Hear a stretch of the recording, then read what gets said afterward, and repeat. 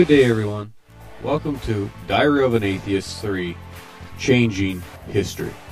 A couple of videos ago, the one entitled Birth and Death of an Atheist by G. Zinal J. Jordan, I touched on the topic that Jordan did, who was a previous atheist who did some investigating as a writer and found how in certain instances American history, such as speeches and writings of famous figures from American history, particularly American presidents, have been changed and altered somewhat. And the changes, sometimes subtle, sometimes blatant, were in the omission or the alteration of biblical and Christian references in the speeches of those previous leaders.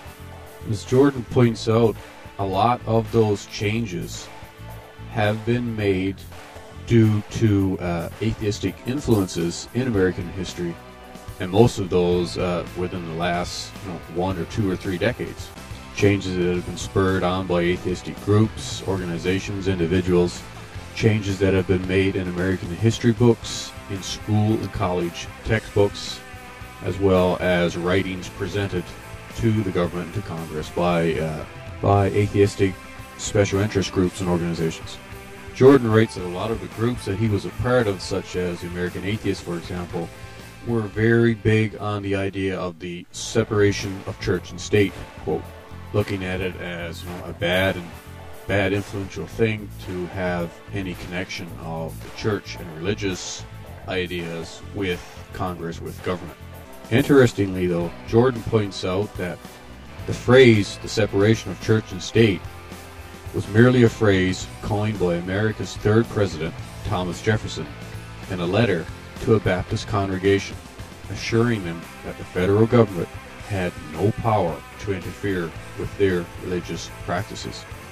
So really this statement originated by Thomas Jefferson was for the protection and the preservation of Christianity and religious rights and freedoms. Ironically, a lot of these groups have taken that phrase, turned it around, and used it for its opposite purpose, try to omit Christian rights and freedoms wherever they can, and especially its influence, or any inkling of its influence on government decisions. And Jordan writes here, he says, "In my research, I closely examined Christian and atheistic political propaganda. I compared those two versions of American history." He talks about how some references, speeches in the past have been altered, and how he found that out was by looking at present-day writings in books, etc., and comparing them to the original writings and biographies and autobiographies of these presidents that were written closer to that president's time. And he writes, "To illustrate that American history is being rewritten, I include the following. In their publication, Quotations That Support the Separation of Church and State by Ed and Michelle Buckner, they use as their source National Geographic magazine, inciting Benjamin Franklin's words in the following speech. Benjamin Franklin is proposed to have said, 'I believe in one God, creator of the universe, that the most acceptable service we can render him is doing good to his other children. And as to Jesus, I have some doubts as to his divinity.'" Ed and Michelle Buckner wrote this in 1993. The National Geographic magazine from which they quoted the citation was from 1975. Now, in reading this, you would obviously come to the conclusion that Benjamin Franklin didn't place a lot of credence or emphasis in the divinity of Jesus Christ, and possibly not in the Bible. But then Jordan cross-references that to an earlier edition, a much earlier edition of the speech by Benjamin Franklin. And as the rule of history goes, the closer a writing is to the actual person or event, the more accurate it is taken to be. Jordan then quotes from Albert Henry Smythe's writing entitled Writings of Benjamin Franklin from 1905. And this is the way that piece of the Benjamin Franklin's speech really went. "I believe in one God, creator of the universe, that he governs by his providence, that he ought to be worshipped, that the most acceptable service we can render him is doing good to his children, and that the soul of man is immortal. As to Jesus, I think the system of morals and his religion, as he left them to us, the best the world ever saw or is likely to see. So, we have to ask ourselves the question here, were the Jordans in their atheistic writing aware that their source, being National Geographic, was inaccurate compared to what was really said in that historical speech? And why would a magazine like National Geographic, when talking about Benjamin Franklin, omit these Christian references? Jordan goes on to write here, he says, "We should use care when reading anti-God literature. Before lending any credence to such claims, we should bear in mind that our nation's heritage has been rewritten. I remind you that many public school textbooks have George Washington's godly references omitted from his farewell address. Congressman Swindle once reported a public school student challenged him on the U.S. Constitution's First Amendment, claiming that it mandates a wall of separation between church and state. He then opened his textbook and displayed a, quote, wall of separation rewrite. The teacher defended it as just a paraphrase." Jordan goes on to say, "Don't think that secularists have begun altering history only in American history and in this country.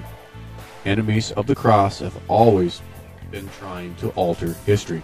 And of course, another famous example of that is people will come out and actually claim that Jesus Christ never really existed. Now, I went into a lot more detail in this in my argument in a previous video that I did a while ago, in which I reviewed Brian Fleming's "The God That Wasn't There" fiasco.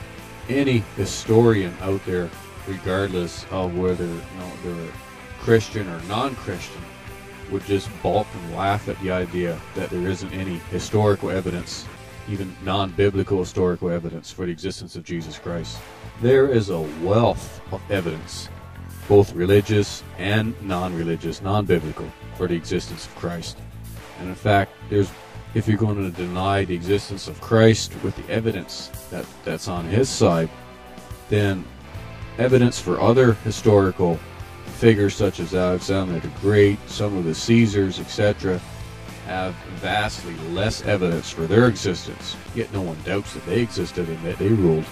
I did a couple of videos a little while ago about the historical accuracy of the Bible, as well as evidence for Jesus Christ outside of the Bible, in which I go into this in a lot more detail.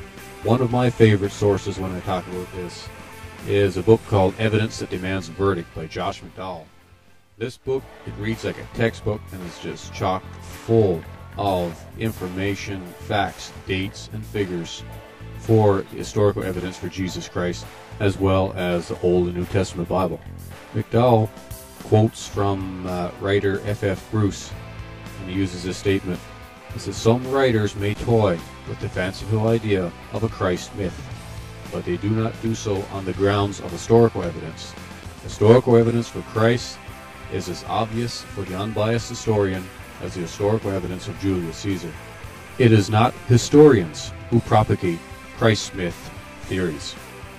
So it's quite obvious that for a lot of these atheistic groups and organizations and some individuals, that once they get in power, or once they get the ear of power or the pen of power, and once they want to further their cause, nothing remains sacred. Not even something that you would think is sacred and solid as the history of a nation. A lot of these people and organizations are wannabe history makers, I guess.